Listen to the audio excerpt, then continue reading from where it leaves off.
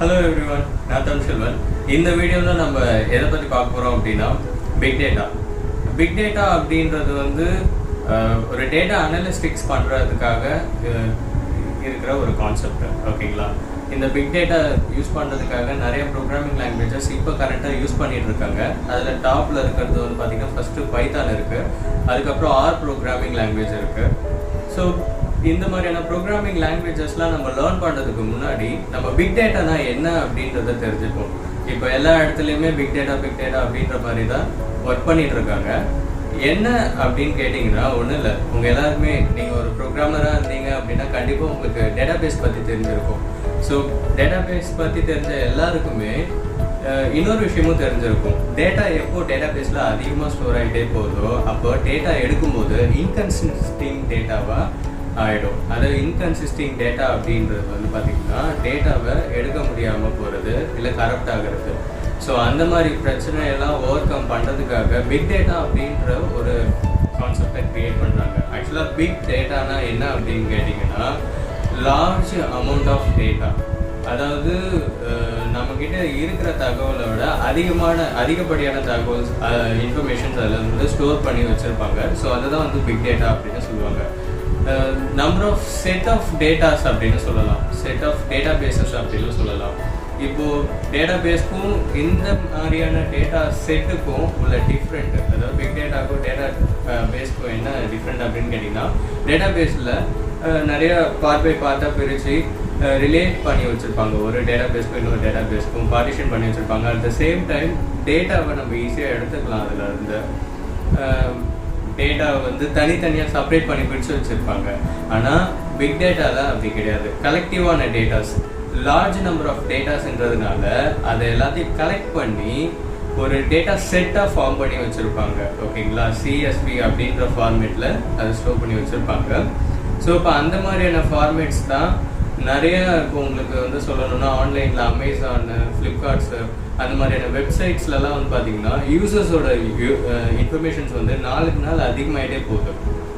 ஒரு கட்டத்தில் அது எதுக்காக யூஸ் பண்ணுறதுன்னு பார்க்கும்போது பார்த்திங்கனாக்கா ப்ரிடிக்ஷனுக்காக அதை யூஸ் பண்ணிகிட்டு இருக்காங்க. ப்ரிடிக்ஷன் அப்படின்னா இன்றைக்கி எப்படி இருக்குது, இதை வச்சுட்டு நாளைக்கு நம்ம எப்படி யூஸ்ஃபுல்லாக க்ரோத்தை இன்க்ரீஸ் பண்ணலாம் அப்படின்றத தெரிஞ்சதுக்காக யூஸ் பண்ணுறது தான் வந்து இந்த பிக் டேட்டா அப்படின்ற ஒரு கான்செப்ட். ஸோ நான் ஒரு எக்ஸாம்பிளுக்கு தான் சொன்னேன். ஓகேங்களா? இப்போ இந்த ஃப்ளிப்கார்ட், அமேசான்லாம் வந்து பார்த்திங்கன்னா யூசர்ஸ் வந்து எவ்வளோ பேர் என்னென்ன ப்ராடக்ட்ஸ்லாம் வாங்குறாங்க, எதில் அவங்க அதிகமாக ஆர்வம் காமிக்கிறாங்க, இந்த மாதிரியான இன்ஃபர்மேஷன்ஸ்லாம் கம்பெனிஸ் வந்து தெரிஞ்சிச்சு அப்படின்னா நாளைக்கு அதை வச்சுக்கிட்டு இப்போ இவங்க இந்த ப்ராடக்டை அதிகமாக யூஸ் பண்ணுறாங்க, இந்த ப்ராடக்டை அதிகமாக லைக் பண்ணுறாங்க. ஸோ அப்போ அந்த ப்ராடக்டை அதை வச்சு நம்ம இன்னும் நிறைய ப்ராடக்ட்ஸை மேனுஃபேக்சர் பண்ணுவோம். ஸோ அப்போ இந்த மாதிரியான க்ரோத்துக்கான இன்ஃபர்மேஷன்ஸ்லாம் அவங்க ப்ரிடிக்ட் பண்ணிக்கிறாங்க. எதுலேருந்து அப்படின்னா பிக் டேட்டாவில் இந்த டேட்டா செட்டுன்னு சொல்லக்கூடிய இந்த கலெக்ஷன் ஆஃப் டேட்டாவிலேருந்து அவங்க ப்ரிடிக்ட் பண்ணி தெரிஞ்சுக்கிறாங்க. அதை தான் ஃபோர்காஸ்டிங் அப்படின்னு சொல்லுவாங்க. ஸோ இந்த பிக் டேட்டா இப்போ வந்து எல்லா ஃபீல்டுலையுமே யூஸ் பண்ணிட்டு தான் இருக்காங்க. ஏன்னா எல்லா ஃபீல்டுலையுமே ஆன்லைன் இன்டர்நெட் இல்லாமல் ஒன்றுமே இல்லை அப்படின்ற மாதிரி வந்து போச்சு. ஸோ கம்ப்யூட்டர் ஃபீல்டு எல்லாத்துலேயுமே இருக்குது. அதே மாதிரி டேட்டா ஸ்டோர் ஆகிட்டு இருக்கிறது டே பை டே அப்டேட் ஆகிட்டே இருக்குது. நாளுக்கு நாள் டேட்டா வந்து ஹியூஜ் டேட்டா பேஸில் ஸ்டோர் ஆகிட்டே இருக்குது. டேட்டா அதிகமாக ஸ்டோர் ஆகும்போது அதை நம்மளால் எடுத்து யூஸ் பண்ணிக்க முடியாத ஒரு சுச்சுவேஷனுக்கு நம்ம போயிடுவோம். அப்போது டேட்டா செட்டாக கலெக்ட் பண்ணி இந்த மாதிரியான ப்ரிடிக்ஷன் ஒர்க்ஸ் பிக் டேட்டாவை அதை ஃபார்ம் பண்ணி அனலைசேஷன் பண்ணுறதுக்காக பிக் டேட்டா கான்செப்டை யூஸ் பண்ணிக்கிறாங்க. நான் சொன்ன மாதிரி இந்த python programming language, R programming language, அந்த மாதிரியான ப்ரோக்ராமிங் லாங்குவேஜெல்லாம் யூஸ் பண்ணி உங்களுக்கு ப்ரிடிக்ஷனை தெரிஞ்சுக்கிறதுக்கு ஒரு ஹெல்ப்ஃபுல்லாக இருக்கும் இந்த பிக் டேட்டா. இப்போது இந்த பிக் டேட்டா எந்தெந்த ஃபீல்டெல்லாம் யூஸ் ஆகுது அப்படின்னு பார்த்தீங்கன்னா மெயினாக வந்து மெடிக்கல் ஃபீல்டெல்லாம் அதிகமாக யூஸ் பண்ணுறாங்க. சாஃப்ட்வேர்ஸை க்ரியேட் பண்ணி மெடிக்கல் சைடு இப்போ ஒரு டெஸ்டிங் எடுக்கிறாங்க. இப்போ ஒரு லிவர் டிசீஸை வந்து ஃப்யூச்சரில் எப்படி இருக்கும், லிவர் டிசீஸ்க்கு எப்படி நம்ம ட்ரீட்மெண்ட் பண்ணணும், இப்போ ஒரு ஹார்ட் டிசீஸ் இருக்குது, அந்த மாதிரியான டிசீஸ்க்கெல்லாம் ஃப்யூச்சரில் நம்ம எப்படி ட்ரீட்மெண்ட் பண்ணால் நல்லாயிருக்கும், ஹியூமன் மேனுவலாக போடுற ட்ரீட்மெண்ட் அந்த கால்குலேஷனை விட இந்த மாதிரி சிஸ்டமில் நம்ம க்ரியேட் பண்ணுற சாஃப்ட்வேர்ஸ் மூலயமா நம்ம ஒரு அனாலிசிஸ் பண்ணி கொண்டு வர அந்த அக்யூரசி லெவல் வந்து இன்னும் அக்யூரேட்டாக இருக்கும். அது அதிக அளவில் 96-97% கரெக்டான ஒரு அக்யூரசி லெவலாக இருக்கும். அப்படின்றதுனால இந்த பிக் டேட்டா கான்செப்டை அதிகமாக மெடிக்கல் ஃபீல்டில் யூஸ் பண்ணிகிட்டு இருக்காங்க. ஓகேங்களா? இது வந்து எப்படி ஒர்க் ஆகிட்டு இருக்குன்னா, ஃப்யூச்சரில் இப்போ நமக்கு டிசீஸ் இப்படி இருக்குது, ஒரு பேஷண்ட்டுக்கு டிசீஸ் இந்த மாதிரி இருக்குது, இந்த ஸ்டேஜில் இருக்கார் அவர், இப்போ இவர் சிவியராக இன்க்ரீஸ் ஆகிருக்கு, இவருக்கு சிவியராக ஃபார்ம் ஆகிருக்கு, அவருக்கு நாளைக்கு ஃப்யூச்சரில் எப்படி இருக்கும், அப்போ அவருக்கு எந்த மாதிரி ட்ரீட்மெண்ட் பண்ணலாம். இன்னொரு பேஷண்ட் இருக்காரு, அவருக்கு நார்மலாக இருக்குது, அப்போ நாளைக்கு ஃப்யூச்சரில் தான் அவருக்கு வந்து சிவியராக ஆக போகுது.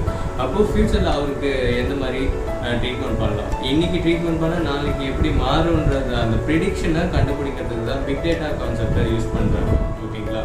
ஆக்சுவலாக இது ஒன்றுமே கிடையாது, வெறும் டேட்டா செட்டு தான். ஓகேவா? டேட்டா செட்டுனா கலெக்ஷன் ஆஃப் இன்ஃபர்மேஷன்ஸ், ஒரு யூசரோட கலெக்ஷன் ஆஃப் இன்ஃபர்மேஷன்ஸு அது கலெக்டிவாக ஸ்டோர் பண்ணி வச்சுருப்பாங்க. ஸோ அதை ஸ்டோர் பண்ணி வச்சுருக்கிற அந்த டேட்டா செட்டை எடுத்து நம்ம வந்து ஒரு அனாலிசிஸ் பண்ணுறோம், கிளாஸிஃபை. கலர் சாக்லேட்ஸ் உங்ககிட்ட கொடுத்தாங்க அப்படின்னாக்கா அதை நீங்கள் கலர் வாரியாக தனித்தனியாக பிரித்து வைப்பீங்க இல்லையா? ஸோ அந்த மாதிரி நம்மக்கிட்ட இருக்கிற டேட்டா செட்டு, கலெக்ஷனாக இருக்கிற டேட்டா செட்டு எல்லாத்தையுமே அந்தந்த டேட்டாவை தனித்தனியாக பிரித்து வைக்கிறது தான் வந்து கிளாசிஃபிகேஷன் பண்ணுறது அப்படின்னு சொல்லுவாங்க. பிக் டேட்டாவோட ஃபஸ்ட்டு ப்ராசஸே இது தான்.